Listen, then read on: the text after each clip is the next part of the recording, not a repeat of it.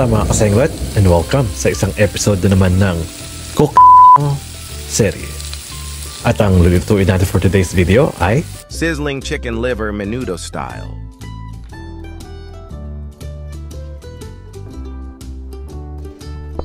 Ibabad muna natin ang atay ng manok sa paminta, kalamansi at kaunting toyo.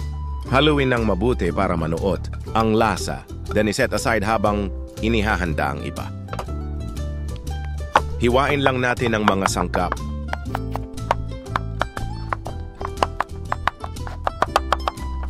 Iprito ang hotdog, patatas, carrots, at bell pepper. Sa parehong kawali, mag-isa tayo ng sibuyas at bawang. Kapag lumabas na ang aroma, isunod ang tomato paste, lutuin hanggang magkulay, brown ng kaunti. Ilagay na ang pork liver na ibinabad natin kanina at pakuluan sa medium heat for 10 minutes.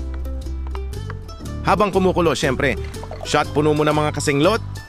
Kapag kumulo na, dagdagan natin ng counting patis, sugar at tomato sauce. Haluin lang at hintayin mag-reduce ang sauce para mas concentrated ang lasa. Ibalik na ang mga napritong hotdog, patatas, carrots at bell pepper. Haluin para magsama-sama ang sarap sa bawat sangkap.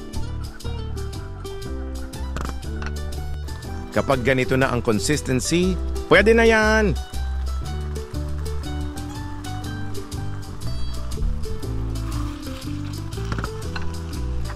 Painitin na ang sizzling plate.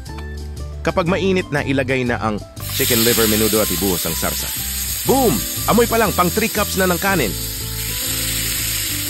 Mga kasenglot, ito na ang sizzling chicken liver menudo.